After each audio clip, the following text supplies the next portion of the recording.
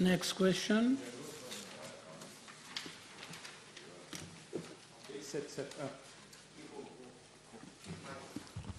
B771.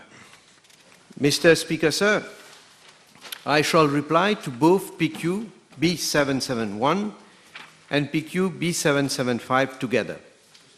Mr. Speaker, sir, I refer the honourable members to the reply I made to the PNQ at our sitting of Tuesday, 5th of July 2022, wherein I stated in the most unequivocal terms that there has been at no point in time any installation or any attempt by my office to install whatsoever device and or equipment at any of the submarine cable landing stations to monitor internet traffic to and from Mauritius.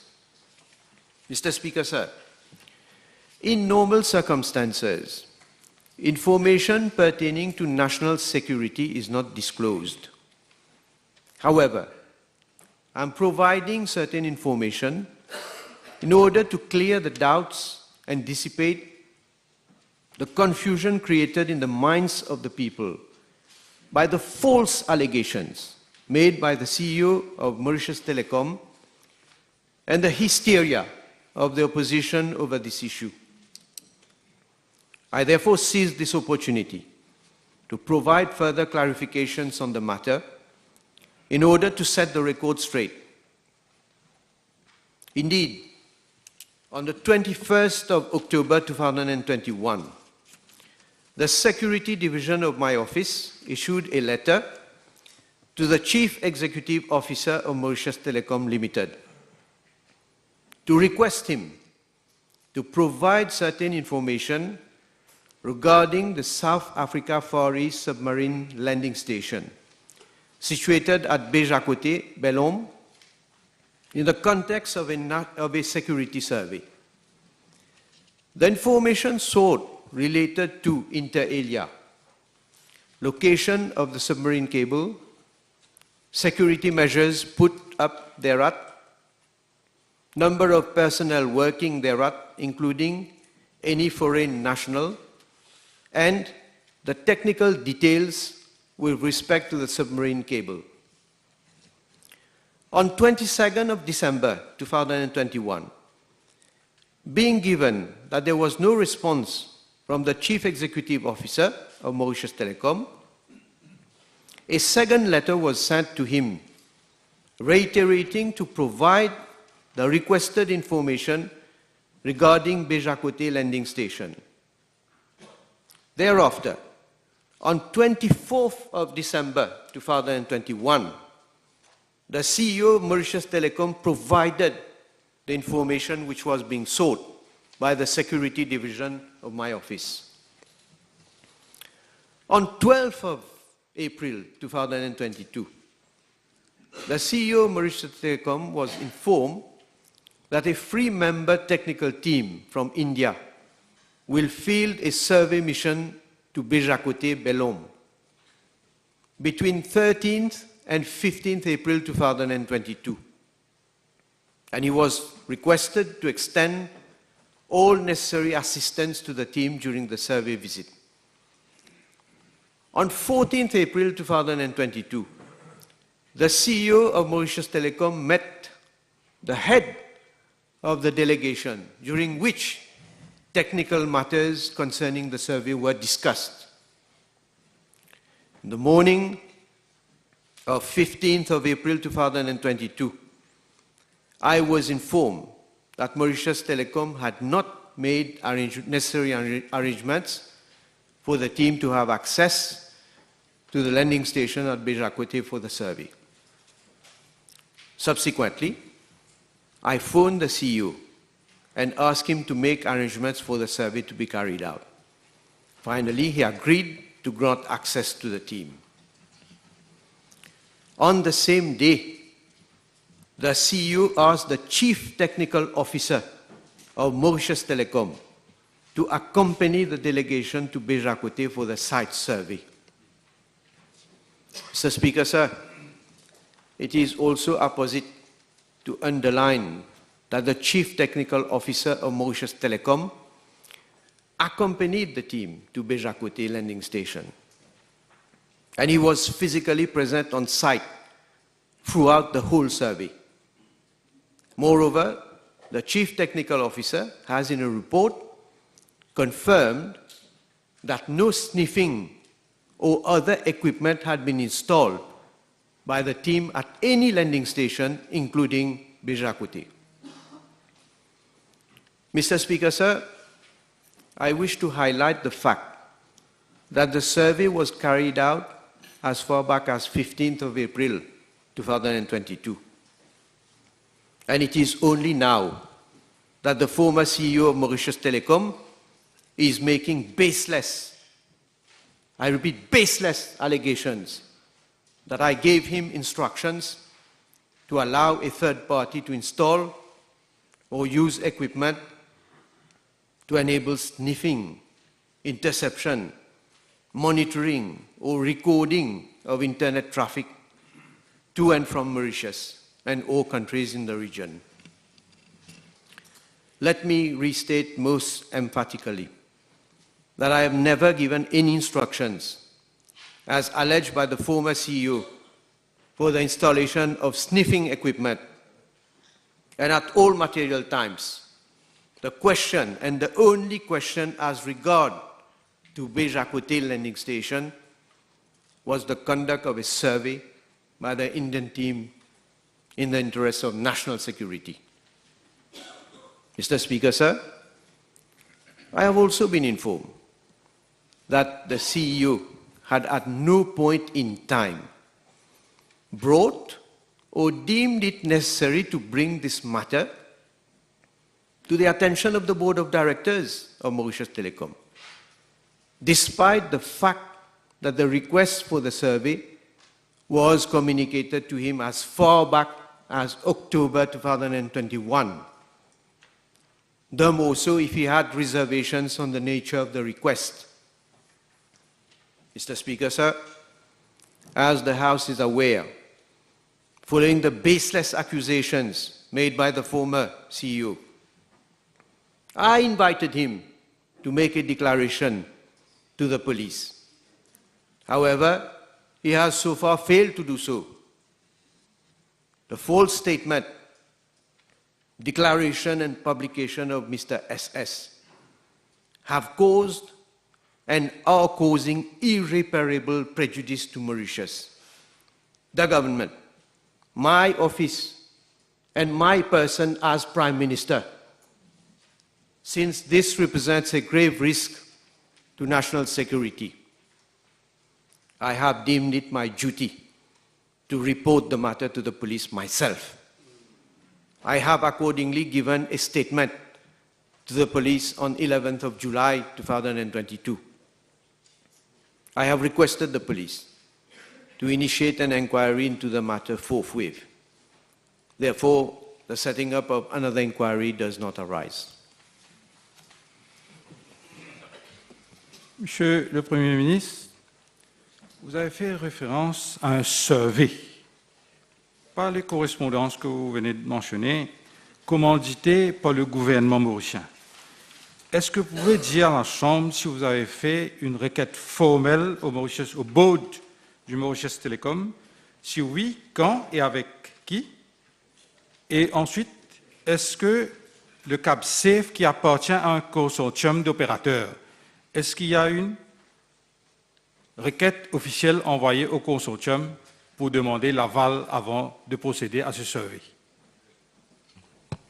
Mr. Speaker, sir, the honourable member maybe does not know, the landing station at Bejakote is under the control of Mauritius Telecom. That is the first thing. Secondly, the security division of my office has written and communicated with the ex-CEO of Mauritius Telecom, requested him first to provide some technical information. As far back, as I say, 21st of October 2021, with a view to carry out a survey. And thereafter, as I have replied in my answer, there have been other communications to the ex-CEO of Mauritius Telecom.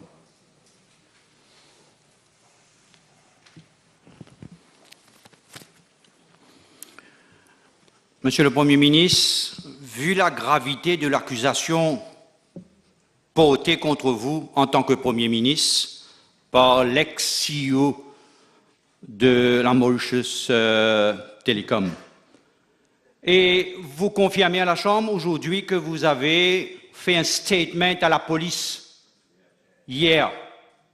Cette même police tombant sous vos responsabilités. Dans ce cas, vu que des précédents cas, des membres de votre gouvernement, l'honorable Colin Davelou, le feu Raj Dayal, l'honorable Yogida Sominoden se sont retrouvés dans les mêmes situations que vous. Est-ce que vous ne pensez pas que c'est bien pour la transparence, dans l'intérêt du pays, que vous présentez votre démission et à la suite de l'enquête, pour revenir?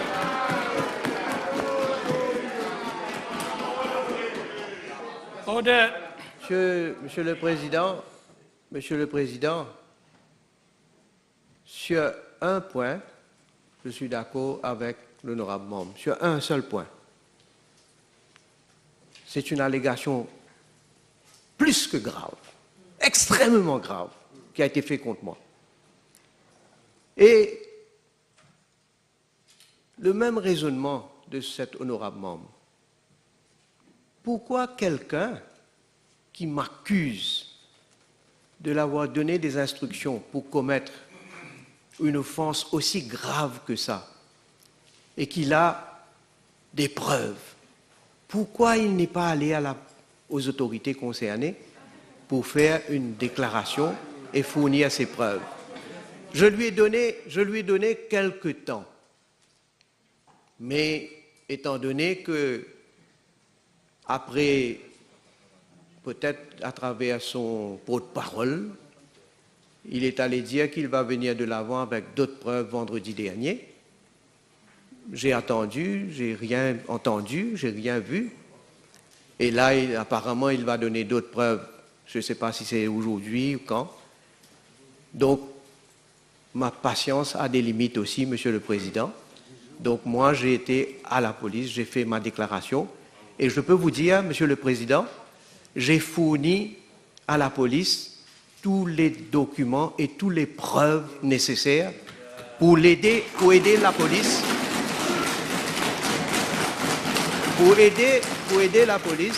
à faire son enquête. Maintenant, c'est entre les mains de la police. Et on verra. On verra, Monsieur le Président. I don't speak out of thin air. As Prime Minister, I don't speak out of thin air. And I stand by what I say. But time will tell. The hysteria of this opposition, brandishing high treason. They are talking about high treason. Why don't they? Where's the high treason? There are so many barristers there. Why don't they go and make a declaration for accusing me of high treason? Just soulever les pancartes, venir faire high treason, faire joli. On verra. On verra, Monsieur le Président. I'm speaking here before this assembly today. With time, we will see. Oui, Monsieur le Premier ministre, on verra. Monsieur le Premier ministre, vous êtes accusé de haute trahison par nul autre qu'un de votre proche collaborateur. CEO de Mauritius Telecom en poste qui fait cette allégation, accusation et révélation. Can you table all the correspondence between your office and the Mauritius Telecom regarding the survey? Not seeking information, but regarding the survey you requested. All the documents that you exchanged between Mauritius Telecom and your office, can you table it to the House? Monsieur le Président, je viens de dire, j'ai donné mon statement à la police. Toutes les communications qu'il y a eu entre the Security Division of my office with Mauritius Telecom has been submitted to the police.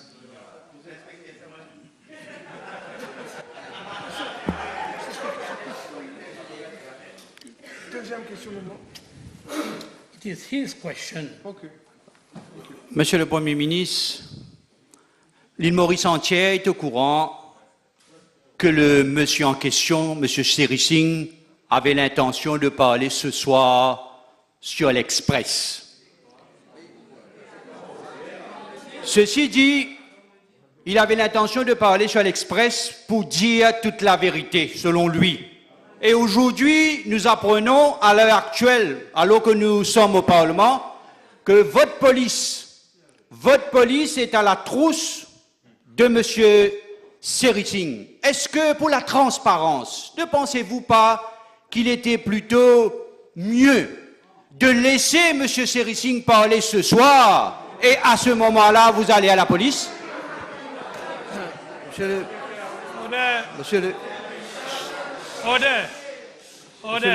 Monsieur le Président, je vois que l'honorable membre est beaucoup plus et mieux informé que moi, comme Premier ministre. Il sait déjà que la police est à la trousse de M. SS. Deuxièmement, qui l'empêche de parler? Qui l'empêche de parler? Il y a, comme certains avaient évoqué, comme toujours, fake news, que j'essaie en train de mettre un gagging order. Not at all. Not at all. Monsieur le Président, j'invite Monsieur SS à venir dire ce qu'il a à dire publiquement. Je l'invite. Et troisièmement, Monsieur le Président. Troisièmement, Monsieur le Président, l'honorable membre, maintenant, aujourd'hui, m'accuse. Oh, Honorable Juman, be careful with that word. Be careful with that word.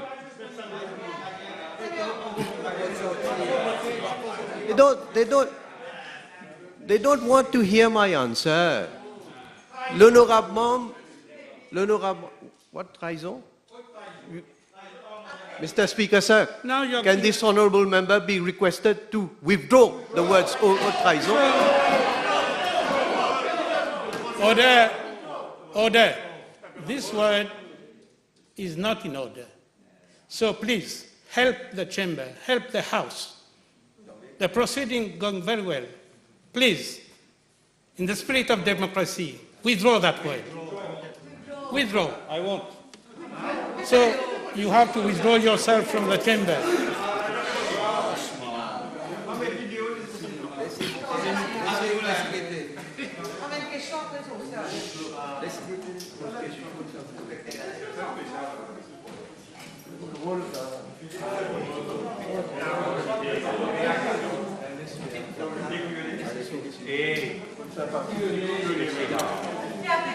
Behave yourselves, everybody. Everybody.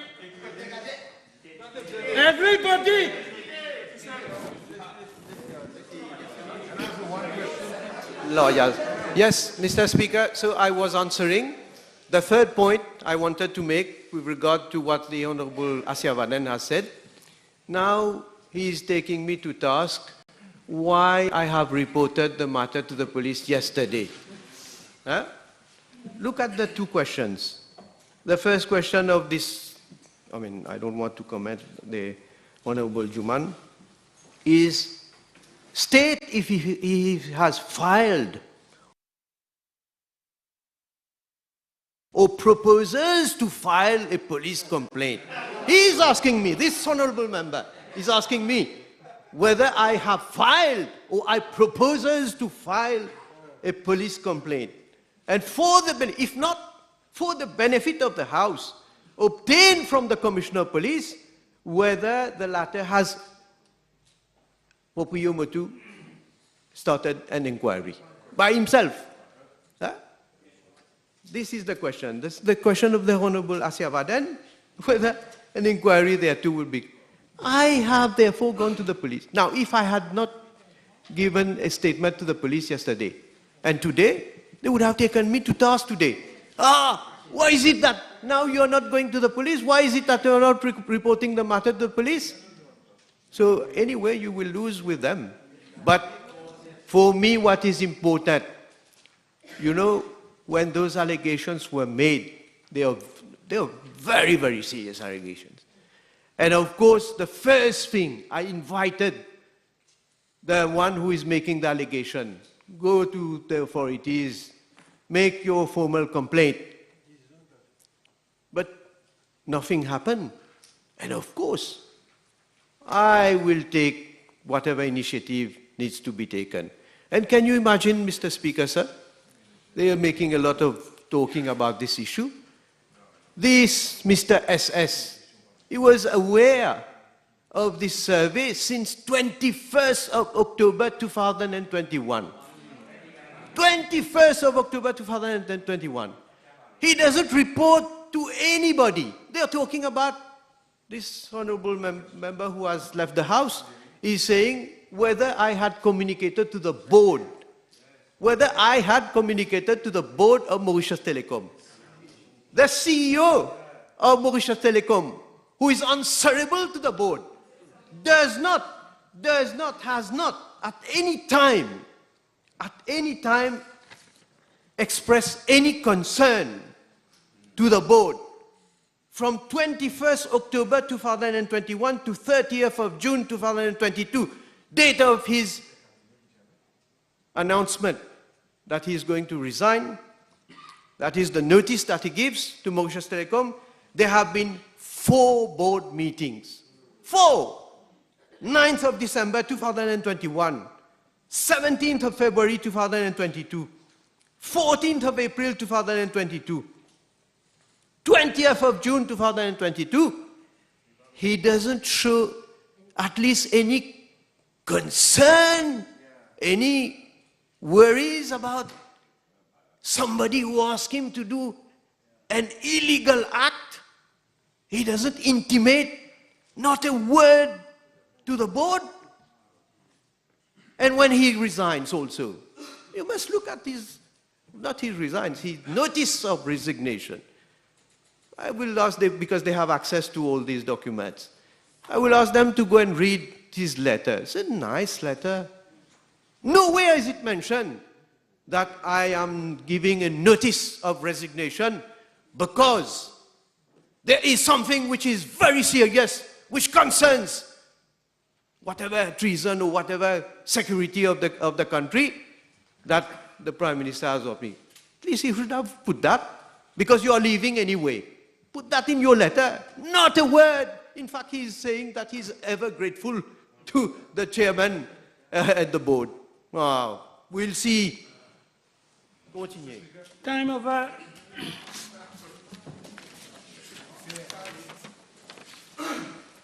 Honorable Omia. B781, please. Mr. Speaker, sir, based upon the guidelines of the World Health Organization, a sequencing sampling strategy was established. Accordingly, 2% of the population positive for SARS-CoV was being tested. The people tested were chosen according to a representative panel of infected patients, and these comprised patients attending flu clinics, incoming passengers, patients admitted in hospitals, deceased patients suffering from COVID-19. The choices were made according to several criteria, including fair geographical distribution, age, and clinical severity. As from 1st July 2022 and the easing of sanitary restrictions in the country, the sequencing sampling strategy is no longer being implemented. On the other hand, PCR sequential analysis is carried out on positive cases since strain monitoring is still ongoing in the country. Mr. Speaker, sir, as from April 2022 till date, a total of 1,792 samples were selected for sequencing, of which there were 39 imported cases for sequencing. The results on the imported cases received so far are as follows. BA1, 1, BA2, 25, BA4, 3, BA5, 1. There were 2 cases of failed sequencing, and 7 we are still awaiting the results. So only 1 case of BA5 has been detected among the imported cases. Mr. Speaker, sir, so far, no case of monkeypox has been detected in Mauritius. Mr. Speaker, sir, for monkeypox, there is no routine test upon arrival of incoming passengers as at now. A protocol based on symptoms and surveillance is adopted by the health sanitary officers to screen incoming passengers in regard to monkeypox. As at date, a total number of samples tested for monkeypox stands at 15. The Central Health Laboratory has performed tests on samples received for 9 suspected cases. All of these tested were negative. Besides, 6 suspected cases were also sent abroad, that is the National Institute for Communicable Disease, South Africa, and Réunion Island. These cases are also tested negative. Mr. Speaker, sir, in reply to Part B of the question, a request was made to the World Health Organization to provide us with the contact details and particulars of manufacturers of the monkeypox vaccine. On 3rd June 2022, we were informed that one commercial supplier, Bavarian Nordic GmbH, in respect of the vaccine named Imavax for monkeypox. In order to expedite procurement of this vaccine, a request was made on 6 June 2022 to the World Health Organization to provide us with 200 units of this vaccine for monkeypox. Table has been advised that PQB 847 would be replied by the Honourable Minister of Information Technology, Communication and Innovation. Supplementary? Thank you, Mr. Speaker. Sir, can the Honourable Minister inform the House whether the World Health Organization is recommending mass vaccination against monkeypox? Mr. Speaker, sir, the Strategic Advisory Group of Experts, SAGE, ad hoc working group on smallpox and monkeypox vaccines provided the first WHO recommendations of vaccines and immunization for monkeypox. They concluded that mass vaccination is not required, nor recommended for monkeypox at this time. Romania? As per information gathered and the one that you've just mentioned about the number of samples that have been conducted over the last couple of weeks, and noting that there are, over the last 10 days, I can say there are 300 nearly cases with 4 unfortunate deaths. Has genetic sequencing been carried out on those deaths so that we have an exact information as to the prevalence or incidence of the new type of COVID variant circulating in the country? Yes, Mr. Speaker, sir. The Ministry of Health, especially the Central Health Laboratory, is guided by the WHO recommendation for the sequencing analysis. And all, especially imported cases and patients who have passed away with COVID have been sent, the samples have been sent for sequencing. Chimoy? Thank you, Mr. Speaker. Sir, can the Honourable Minister inform the House whether the Omicron variant he mentioned in his answer, BA5, resists to COVID-19 vaccines? Mr. Speaker, sir, now according to the US Center of Disease Control, the CDC, and the World Health Organization, WHO, as yet there is no scientific data to sustain the idea that the Omicron variant BA5 vaccine is resistant. That is, we still have no data from these 2 centers. Romania? Thank you. we are currently experiencing, I would say, in paradox, a new wave across the world, and particularly also Mauritius being no exception. Has your ministry been involved with vaccine manufacturers with regard to what is now called the updated variant vaccine for protecting population at large due to new incoming variant, particularly B4, B5, and what next may be coming up in the future?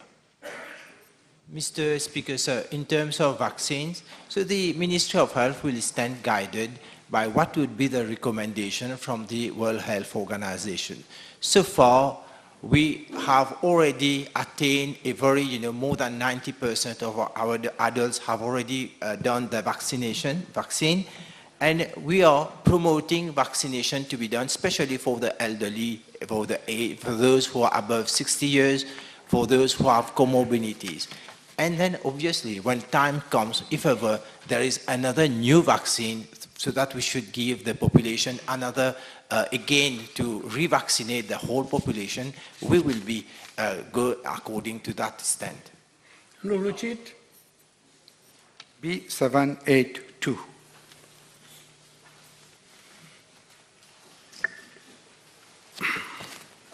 Mr. Speaker, sir, I am informed by the District Council of Pamplemousse that the type of drain at Maheshwar Nagri Road, Triolet, is an absorption drain with no outlet.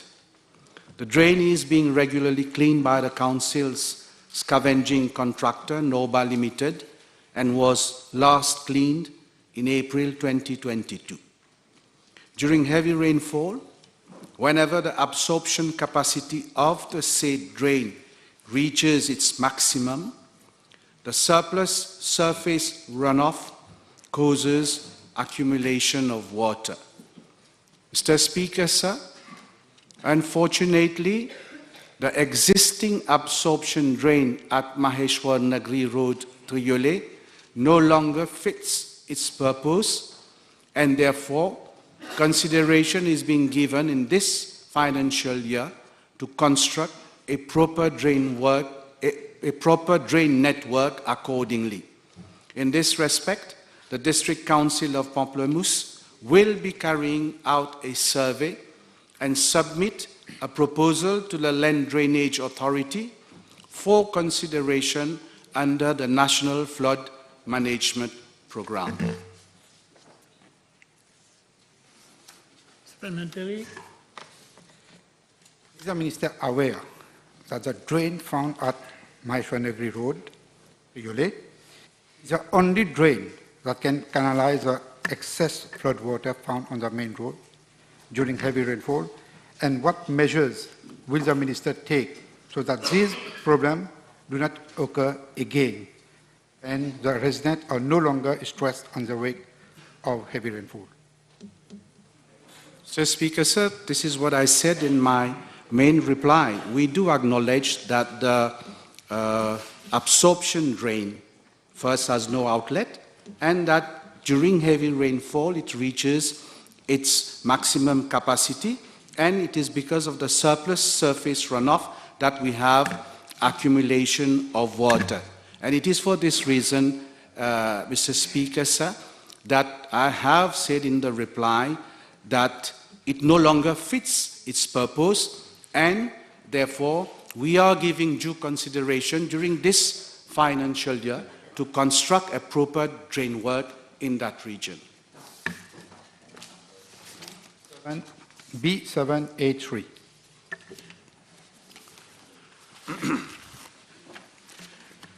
Mr. Speaker, sir, I am informed by the Central Water Authority that La Nicolière treatment plant was constructed in the years 2000 to 2002 and was commissioned in August 2002.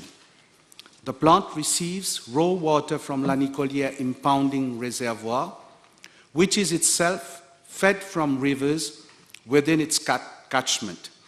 During dry season, water is released from Midlands Dam to cater for the shortfall in the level of La Nicolière reservoir.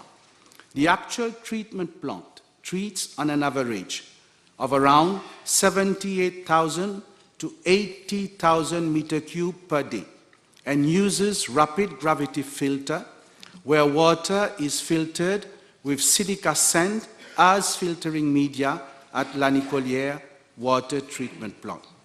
Mr. Speaker, sir, due to relatively high turbidity of the raw water at La Nicolière reservoir and the reduced effectiveness of the treatment plant caused by high frequency of backwashing, the Central Water Authority has appointed a consultant in September 2016 to provide consultancy engineering services for a feasibility study on the rehabilitation and extension of La Nicolière treatment plant. The terms of reference of the consultant were mainly to carry out a feasibility study for the rehabilitation of La Nicolière treatment plant and the extension of its capacity to 100,000 meter cube per day and for the associated works. And two, to implement a system allowing the raw water quality monitoring at La Nicolière and Midlands Dam level. Mr. Speaker, sir, the consultant had submitted the inception report, feasibility report, a concept design report, and a draft bid document for the rehabilitation and extension of La Nicolière water treatment plant to the Central Water Authority in June 2019. The cost of the rehabilitation and extension of La Nicolière water treatment plant was estimated by the consultant to be to the tune of 1.2 billion rupees, excluding VAT. It was then decided to implement for the rehabilitation and extension of La Nicolière treatment plant and associated works under a build, operate, transfer, BOT, with the assistance of the BOT projects unit of the Ministry of Finance and Economic Development. The project was registered as a potential BOT project in September 2019. Mr. Speaker, sir, the works would consist of, one, the refurbishment of the chemical storage dosage facilities, sludge treatment, SCADA system, regulation of chemical dosage, automatic monitoring of water quality, automatic backwashing of the sand filters, and chlorine neutralization facilities associated with the chlorination house. Two, extension works will comprise mainly the following: new additional coagulation flocculation tanks to complete the existing ones, a new rapid flotation stage of algae elimination, another complementary coagulation flocculation stage with pre-chlorination and powdered activated carbon if presence of cyanotoxins detected in the raw water, a new sedimentation stage in new implemented settling tanks, new additional rapid gravity sand filters to complete the existing ones, a new additional treated water tank to complete the existing one, a new additional sludge treatment to complete the existing one, and a new additional drying beds to complete the existing ones. The financial assistance of the Development Bank of Southern Africa, DBSA, has been obtained for the appointment of a transaction advisor for the BOT project. The government of Mauritius, for its part, has to contribute 500,000 USD towards the development of the project. Fund has been provided in budget 2022-2023. A project preparation facility agreement has been signed by the DBSA and the Central Water Authority on the 24th November 2021. The transaction advisory bid document is being drafted and same is expected to be launched in October 2022 for the recruitment of a transaction advisor who will assist the Central Water Authority to prepare the bid documents for construction works. Thank you, Mr. Speaker. In regards to the multiple water supply problem, since several years, which are being faced by several promoters. Is the Minister aware that there are hundreds of applications pending at the Central Water Authority, Pamplemousses, for the water supply clearances? And if yes, state what immediate action is being taken by his ministry to address this problem. Mr. Speaker, sir, the question put to me is with regard to treatment of water at La Nicolière, whereas the supplementary ask deals with requests for water supply in the northern region. These had to be treated separately. In fact, Mr. Speaker, sir, we are addressing the water shortage problem in the northern region with several initiatives that have been taken over the past months at the level of the CWA, and we are trying to tackle the problem in the short term and medium term, where we are tapping raw water, Mr. Speaker, sir, and treating it through pressure filters. As at today, we have injected a total of 31,000 meter cube per day of water in the system at different regions of the north in view to cope with the increasing demand of water supply in that region. Thank you, Mr. Speaker, sir. Can the Minister inform the House if clearances have been given to New Social Living Development Limited or National Housing Development Company Limited prior to start construction of the 12,000 housing unit? Mr. Speaker, sir, you will agree with me that this is not related. I don't have this information with me, but if need be, I'll give the answer to the Honourable Member at a later stage, Mr. Speaker, sir. Thank you. The table is advised that PQB 808, 810, 827, 854, 835 have been withdrawn. Next question. B784. Mr. Speaker, sir, I understand that the term eviction in the Honourable Gentleman's question refers to action taken by my ministry to remove illegal occupiers on state land, although the question itself does not refer either to illegal occupation or to state land. In fact, the Ministry of Housing and Land Use Planning acts on behalf of the Government of Mauritius to remove illegal structures of whatsoever nature erected on land in the public domain in pursuance of the State Lands Act. It is to be noted that removal of illegal structures is also carried out by other public authorities, such as local government authorities or forestry services, amongst others. Public land is a scarce resource in Mauritius, and it has been the policy of all governments since independence to enforce the rule of law and to ensure the maintenance of law and order, including with reference to land occupation. It has also been the policy of the State of Mauritius to provide social housing to families in need as ascertained by relevant services through the Central Housing Authority, replaced in 1991 by the National Housing Development Company Limited and by the National Social Living Development Company Limited since 2019. No information is available regarding evictions for the year 2019. However, there was one important instance of removal of illegal structures on state land in 2020, which I gave details thereof in response to PQ B/88 of 9th June 2020 from Honourable Aryan Navarnari and PQ B/976 of 24th November 2020 from Honourable Armance.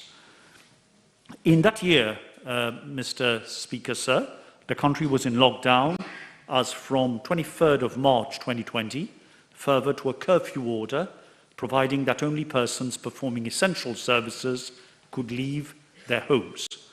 Further to information provided by concerned citizens, my ministry carried out inspections in early May that revealed that illegal structures had been erected in breach of the curfew order and with total disregard for public safety in times of COVID. Such illegal structures were discovered in the localities of Pointe-aux-Sables, Riambel, Kiopip, Le Morne, and Brado National Park. Most of these structures were found to be uninhabited when notices to vacate were served by my ministry. However, after were served or were affixed by my ministry. However, after affixing of such notices, the numbers of illegal structures multiplied, and a great number of these structures were occupied, presumably to prevent removal of the structures by officers of my ministry. Thus, for example, at Pointe-aux-Sables, the numbers increased from 29 structures, of which only 9 were occupied on 9th and 10th of May 2020, to 159, of which 67 were occupied by 27th of May, 2 weeks. In the circumstances, government took decisive action to remove some 159 illegal structures in the 5 above-mentioned localities at the end of May and in early June 2020 for the following reasons. One, firstly, numbers of illegal structures were increasing exponentially, and the situation threatened to get out of hand, and the implications that individuals could take advantage of the lockdown to seize whatever land was unoccupied, whether private or public around the island, was very dangerous. In fact, within 2 weeks, there had been 170 illegal structures, whereas for the whole period 2015 to 2019, there were less than 300 cases of illegal occupation.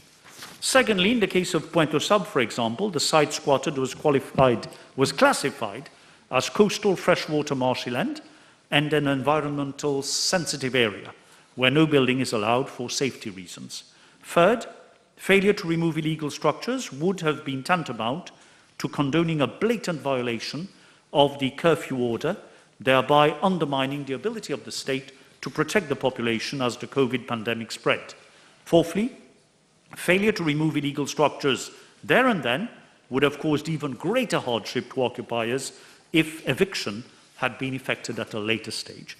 And fifth, allowing illegal occupation constitutes a great injustice to poor people experiencing housing problems and who have abided by the law, registering with either the NHDC or the National Empowerment Foundation, and who have been waiting in the queue for allocation of a social housing unit. It is to be noted that prior to any removal of illegal structures in that year, an interministerial team, including officers from the ministries entrusted with responsibility for social integration, health, education, family welfare, local government, as well as my ministry, together with the Office of the Ombudsperson for Children, carried out a comprehensive survey to identify genuine hardship cases in need of urgent assistance. Thereafter, the NHDC collaborated with non-governmental organizations to monitor the situation of these hardship cases and to facilitate their rehousing on private premises. At a later stage, they were considered together with other extreme hardship cases referred to the NHDC or the NEF by various NGOs. The precise number of former squatters having relocated to a private dwelling and having subsequently benefited from social housing is being ascertained from the NHDC. But I know for a fact that several families, formerly from Pointe-aux-Sables, Riambel or Kiopip, have at a later stage, after they relocated to private premises and fulfilled the requirements, they have been allotted social housing units. Let me stress that it remains government policy that no person in illegal occupation of land in the public domain is entitled to benefit from a social housing unit while he remains in such illegal occupation. Numbers of evictions of persons in illegal occupation of state land after June 2020 to date is not immediately available and will be ascertained. But I wish to inform the House that after the experience of May-June 2020, a special unit has been created at the NHDC to which all cases of illegal residential structures are referred for investigation prior to removal of any such structures. The priority of government remains to assist families in need and to provide adequate housing to the homeless and distressed while ensuring the essential task of maintaining law and order in the country. Thank you. Au vu que la question du problème de logement ne date pas d'hier et que c'est un problème qui ne va pas être résolu,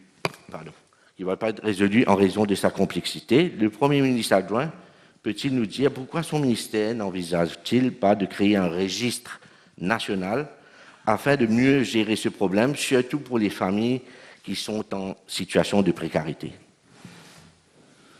Alors, plusieurs registres nationaux existent. D'abord, la National Empowerment Foundation, sous la responsabilité de ma collègue, la ministre de l'Intégration sociale, travaille en étroite collaboration avec les services sociaux pour enregistrer les demandes en matière de logement des familles en grande difficulté. Et d'ailleurs, 10% de tous les projets de construction de logements sociaux, et cela concerne aussi les nouveaux projets, consacrent, donc 10% vont à la National Empowerment Foundation. Le deuxième registre est celui de la NHDC, qui récolte toutes les demandes des familles qui voudraient obtenir un logement social. Vous vous souviendrez que pour la première fois, l'an dernier, nous avons demandé et obtenu une mise à jour de ce registre qui indique qu'il y avait à ce moment-là dans les 30 000 demandeurs. Et ce chiffre ne fait qu'augmenter à mesure que les gens réalisent que le gouvernement entreprend un énorme projet de construction de logements sociaux. Cela incite d'autres familles à venir déposer leurs demandes auprès de la NHDC. L'objectif du gouvernement avec les 12 000 logements sociaux sera précisément de répondre à une grande partie de cette demande. Donc, en troisième lieu, le ministère du Logement s'efforce de répertorier tous les cas de structures illégales. Évidemment, ces personnes ne vont pas aller rapporter aux autorités le fait qu'elles soient en occupation illégale d'un terrain d'État. Mais néanmoins, le ministère s'efforce de le faire, cela n'est pas évident. Nous avons des structures résidentielles, c'est-à-dire où habitent des familles, et je dis bien, je ne parle pas de maisons, je parle de structures, et il y a aussi des structures qui servent à autre chose qu'à loger des familles. Le ministère du Logement, c'est son travail, s'efforce de mettre à jour constamment la liste de ces structures, ces occupations illégales répertoriées. Le Premier ministre adjoint, peut-il nous dire si c'est la politique d'allouer un lopin de terre aux squatteurs qui occupaient les terrains de l'État existe toujours et dans des cas de précarité? Non, cela n'a pas été le cas depuis très longtemps. En fait, monsieur le député se souviendra que le nouveau régime élu en 2014 avait décidé de la régularisation de tous les cas de squatting d'avant 2015. Et du nombre répertorié alors, plus des 2/3 ont été relogés ou attribués le terrain qu'elles occupaient. Les autres cas sont des cas plus difficiles dont le traitement est toujours en cours. Mais ce n'est pas la politique de l'État d'attribuer un terrain quelconque à une famille du fait qu'elle soit en occupation, en situation d'occupation illégale du domaine public. Next question. B785. Mr. Speaker, sir, the current treatment for hepatitis C or Hep C is based on the drug Epclusa, which is a prescription medicine used in chronic hepatitis C, genotype 1-6 infection with or without cirrhosis. The treatment regimen is 1 tablet of Epclusa daily for 12 weeks with a cure rate of 98%. Patients who fail treatment with Epclusa are administered the drug Volsevi, which has the same treatment regimen but with a cure rate of 100%. Mr. Speaker, sir, with regard to Part B of the question, I wish to inform the House that Gilead Sciences donated 9,000 units of pan-genotype Epclusa and 450 units with allowance up to 900 units of Vosevi worth 3 billion rupees. In October 2019, Gilead Sciences delivered the first consignment of Epclusa, and Vosevi and my ministry kickstart the National Hepatitis C Elimination Program under the umbrella of a national committee. Mr. Speaker, sir, since the donation, my ministry has worked out strategies to meet the expectations of Gilead Sciences in achieving elimination of hepatitis C in Mauritius. Since 2019, the number of treatment centers of hepatitis C has increased from 1 to 24, with treatment now being delivered in Rodrigue Islands as well. The number of doctors assigned to the hepatitis C elimination program has been increased from 1 to 4, and nursing staff has been enforced from 6 to 11 since 2019. With a dedicated team and more treatment centers, there has been an increased uptake of patients in Mauritius as well as in Rodrigues. As at date, 4,403 patients with hepatitis C have been registered on our database. From 2005 to 2019, conventional treatment with PEG, interferon, and ribafavin were used for patients with hepatitis C, with a cure rate of only 30%. In addition, the treatment was limited to those patients who acquired the virus through blood transfusion in our hospitals. During these 14 years, that is from 2005 to 2019, prior to the donation of the medications by Gilead Sciences, only 100 patients had been treated. Since the donation, in a span of less than 3 years, from end of 2019 to now, 1,077 patients have already completed their treatment. An additional of 742 patients are currently on treatment in our 24 treatment centers across the island. Mr. Speaker, sir, as matters stands, my ministry has already exhausted almost 70% of the Epclusa drug and 30% of the Vosevi drug.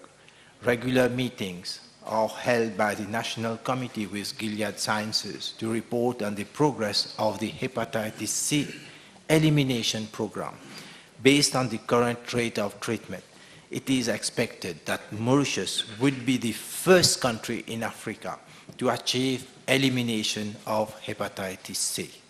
I would like to remind the House that the donation by Gilead Services is a result of a meeting between Honorable Prime Minister Pravin Kumar Jagnat and the directors of this biotech company in January 2020 in the UK.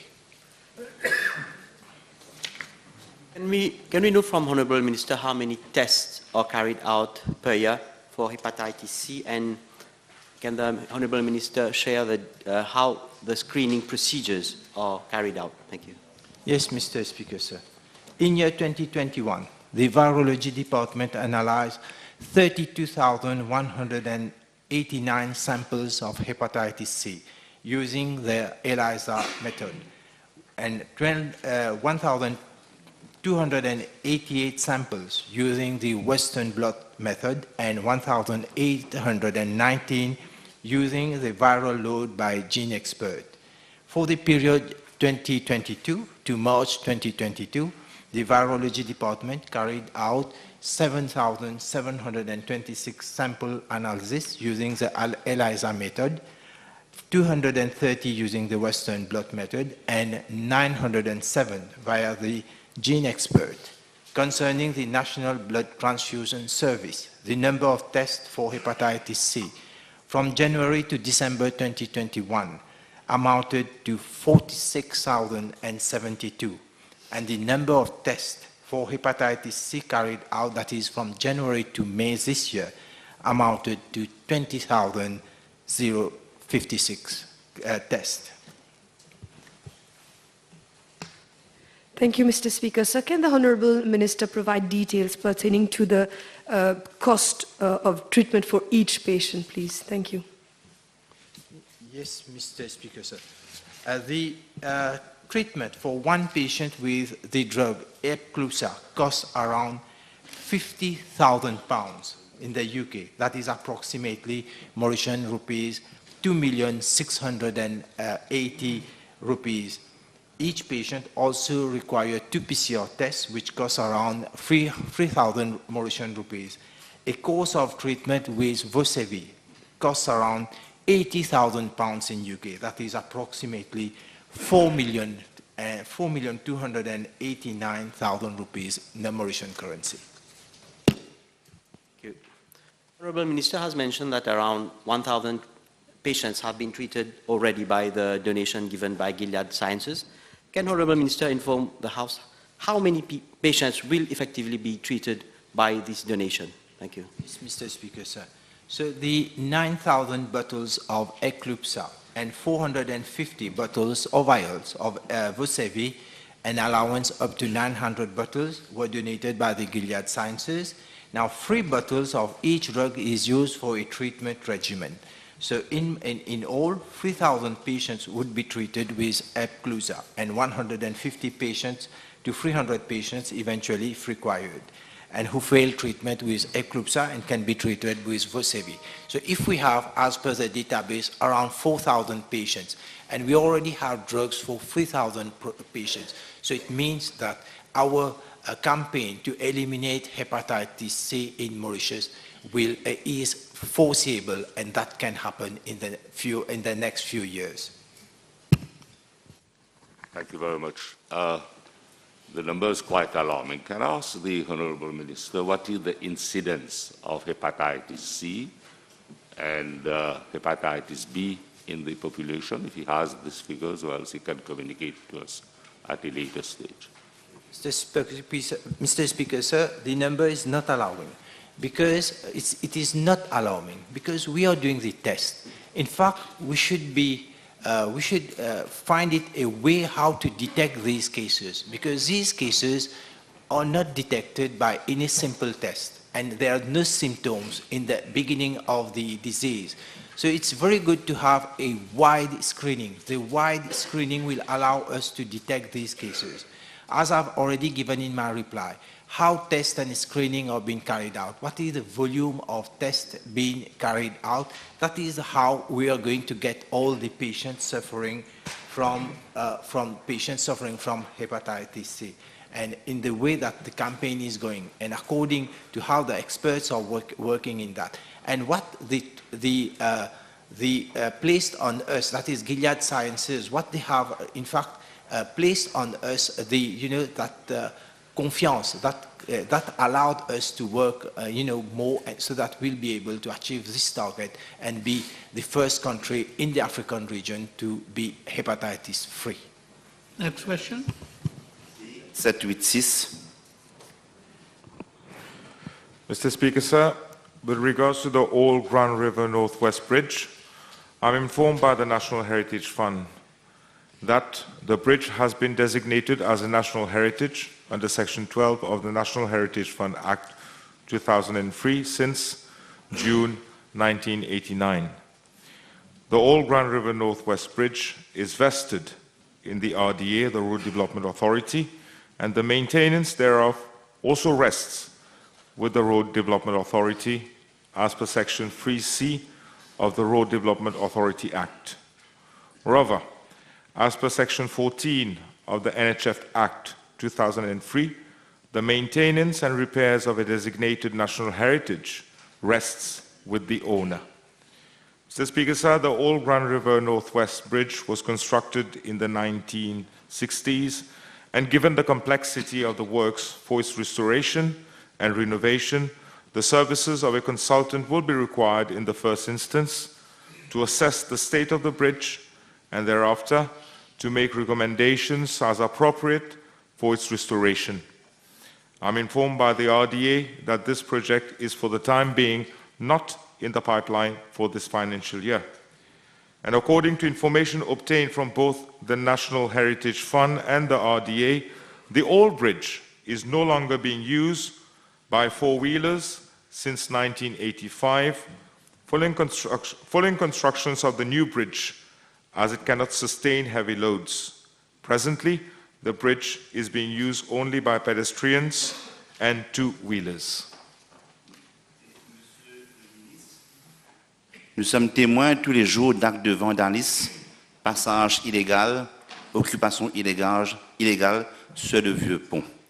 Pouvez-vous me dire s'il y a eu un rapport qui a été fait pour faire un constat du pont? Il me semble que le pont tombe en ruine de jour en jour. I'm not privy to any report being conducted or any assessment that has been recently conducted, but I can reassure members that the National Heritage Fund will go ahead with a survey exercise just to bring to light if there is any vandalism being conducted. Puisque le pont est protégé, considéré comme patrimoine national, savez-vous qu'il y a du illegal dumping tous les jours autour du pont et que certains terrains en friche projettent une mauvaise image du pont? Pouvez-vous faire le nécessaire auprès de vos collègues pour remédier à la situation? Certainly, Mr. Speaker, sir, if there are any issues, we will take it up. But let me reiterate that when it comes to maintenance or repair of a designated national heritage, same rests with the owner, which is the RDA. Monsieur le ministre, est-ce que vous allez considérer un projet d'embellissement autour du pont? Parce que l'image, je répète, l'image que projette le vieux pont actuellement est catastrophique, pour ne pas dire dégueulasse. Donc, je vous demanderai de bien vous entretenir avec vos collègues ministres pour faire de sorte que ce patrimoine national est valorisé, pas laissé à l'abandon comme c'est le cas actuellement. Merci. May be considered, Mr. Speaker, sir. Bouncing back on what my honourable colleague just said, is there any project at the level of the National Heritage Fund to make use of that bridge, for tourist purposes, or, to encourage, school children to go and visit that bridge, which has a long history? So is there any project by the ministry of, with regard to this bridge? À ce stade, Monsieur le Président, for this financial year, there is no project in the pipeline as regards the bridge. But again, we take on board the proposal of Honourable Member and say may be considered by National Heritage Fund and principally by the RDA, which is the owner of the bridge. Next question. Thank you, Mr. Speaker. Sir, B787. Mr. Speaker, sir, the contract for the construction of the new Cas Noyal Fisheries Post was awarded to the contractor New Horizon Builders Limited by the Ministry of National Infrastructure and Community Development, and the contract agreement was signed on 19 September 2019. The handing over of the site to the contractor was effected on 21st November 2019. Mr. Speaker, sir, the coronavirus pandemic has wreaked havoc on countless industries, and construction was no exception. I'm informed that the construction of the new Casnoyal Fisheries Post was initially scheduled to be completed on 1st July 2020 and had been delayed due to the unprecedented COVID-19 pandemic. The contractor was granted extensions as the project could not be completed on time due to the first and second waves of COVID-19 national lockdowns. Following completion of 100% of the project, the final handing over of the site to my ministry was done on 3rd September 2021. Mr. Speaker, sir, with a view to creating a model fisheries post at Casnoyal, additional new facilities have been provided to the fisher community in the region as follows. A, supply and installation of 50 mooring buoys using ecological pins at Casnoyal, which means each fisher will have a dedicated mooring buoy to move his fishing boat. This eco-friendly project will prevent the fishers from using all sorts of gears, thus protecting the corals and other marine life on the sea ground. B, supply and installation of 2 sets of navigational aids with solar light at La Paz Harmony. This has enhanced the security of artisanal fishers in the navigable channel when they set out for fishing outside the lagoon. Again, a provision of a dedicated structure for boat owners residing far away from the jetty to keep their outboard motors safe in a secure place in the compound of the Casnoyal Fisheries Post. Mr. Speaker, sir, in addition to the above-mentioned projects, the supply and installation of solar lamps at the jetty at Casnoyal has been awarded and is expected to be completed by end of September 2022. Also, the construction of a slipway to ease removal of fishing boats during cyclonic weather is also being contemplated. Mr. Speaker, sir, still in remembrance of late Mr. Aimé Lamarck, once the doyen of fishers of Casnoyal and the first chairman of the Fishermen Welfare Fund, will also be constructed near the jetty. All going well, the official opening of the Casnoyal Fisheries Post is scheduled for October 2022. And the Honourable Minister informed the House what was the contract amount and state if there has been any cost overrun regarding the construction of the new Casnoyal Fisheries Post. Mr. Speaker, sir, the contract for the construction of the new Casnoyal Fisheries Post was awarded to the contractor New Horizon Builders Limited, as I mentioned, for the sum of 16,742,390 rupees. I'm informed that there was no cost overrun on the project. The Honourable Minister mentioned the 50 mooring buoys and the ecological pins. Can he give us more information about that? What was the contract amount for the supply and installation of those? Mr. Speaker, sir, this is the first of its kind. I wish to inform the House that the supply and installation of the 50 mooring means ecological buoys and the 2 sets of navigational aids at La Paz Harmony has been funded by the UNDP for the total sum of 4,678,200 rupees. The Honourable Minister give us more details about the project for the supply and installation of solar lamps at the jetty at Casnoyal? Yes, Mr. Speaker, sir, as stated in my reply, the supply and installation of 6 solar lamps at the jetty at Casnoyal has been awarded and is expected to be completed by end of September 2022. And we're waiting for the completion of this project for the opening. In fact, I see this opportunity to inform the House and the Fisher Committee that the project of solar light in the jetties around Mauritius, where this will be replicated around the island also. Next question. B788. Mr. Speaker, sir, I'm informed by the National Development Unit that the contract for the construction of a drain network in the region of Maibo, which includes Ramnarayan Lane, Gopala Lane, Goodwin Lane, Dollar Lane 1, Dollar Lane 2, and Ganpat Lane, commonly known as Chemin d'Hôpital, was awarded to Sotravic Limited on the 12th April 2021.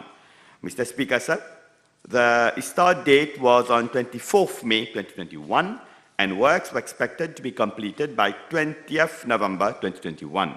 The scope of works comprised mainly the demolition of existing absorption drain, the construction of reinforced concrete drain, and the resurfacing of the roads.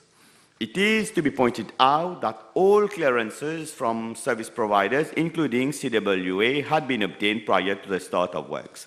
However, at a meeting held with the CWA on the 29th July 2021, the latter indicated that the pipeline network in the whole region of Maibu dates back to 50 years and was frequently bursting.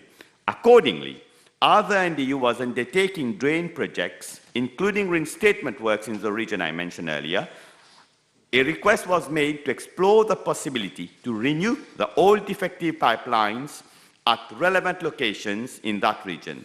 These works, which did not form part of the original scope of works, had to be effected prior to the laying of the storm water drains and the road resurfacing works. The CWA works involved excavation, pipe laying, and backfilling along a stretch of 1.7 kilometers, including connection to 416 households. Mr. Speaker, sir, the completion of the project was therefore delayed, mainly due to these CWA works, late supply and delivery of pipes and fitting by CWA, and the inclement weather. Mr. Speaker, sir, I'm informed that as at date, all CWA works and drain works, except for 100 meters of drain along Gopala Lane, have been completed. The remaining drain works and road resurfacing work for the whole network are expected to be completed by the 31st of July 2022.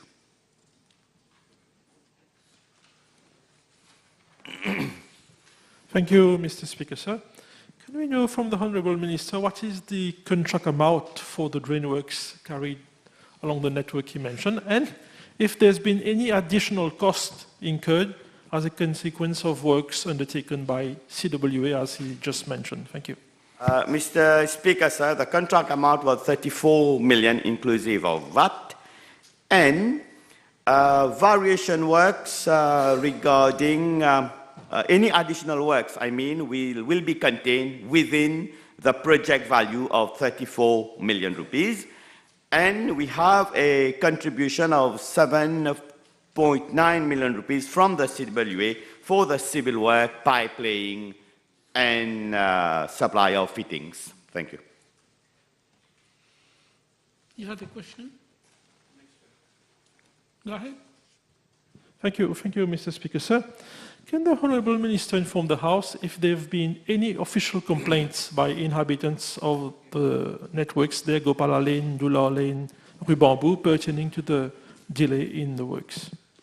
Obviously, Mr. Speaker, sir, des travaux de cette envergure causent toujours des inconvénients aux habitants de la région, mais je dois dire que quand même, moi-même et mes deux collègues, nous sommes descendus sur le terrain, nous sommes allés à la rencontre des habitants, nous les avons expliqués, et je dois dire qu'ils sont quand même très coopératifs, et ils remercient le gouvernement et le Premier ministre pour ces travaux qui ont été faits. Next question.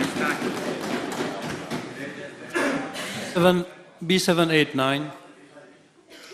Monsieur le Président, lors de la visite de l'honorable Premier ministre en Inde en novembre 2019, des réunions ont eu lieu avec le gouvernement indien pour financer, entre autres, plusieurs projets relatifs à la sécurité et à la sûreté maritime. En conséquence, le gouvernement indien a mis à disposition une ligne de crédit de 100 millions de dollars pour l'acquisition d'équipements liés à la défense qui comprend un Passenger Variant Donor et un Advanced Light Helicopter. L'accord a été signé le 19 février 2021 entre le gouvernement mauricien et l'Export-Import Bank of India, l'Exim Bank, pour l'achat de 32 équipements de défense en Inde. À ce jour, les deux items prioritaires suivants ont déjà été achetés. Un Passenger Variant Donor au coût de 11,6 millions de dollars américains. Le montant a été entièrement payé au fournisseur Hindustan Aeronautic Limited et l'appareil a été livré à la police mauricienne en avril 2022. un Advanced Light Helicopter pour un montant de 17,7 millions de dollars à ce jour, un montant de 6,2 millions de dollars américains a été déboursé à Hindustan Aeronautic Limited. L'hélicoptère est actuellement en cours de fabrication et sa livraison est prévue vers mars 2023.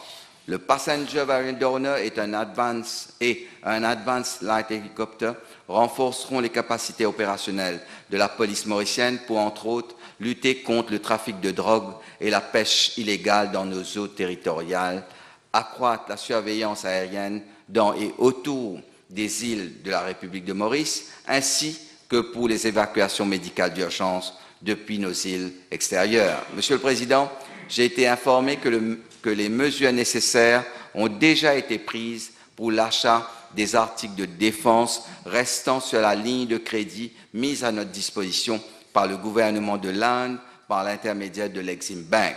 À cet effet, un comité de suivi du projet présidé par le commissaire de police a été mis en place afin de s'assurer du suivi de l'achat de ces articles dans les délais impartis. Merci, Monsieur le Président.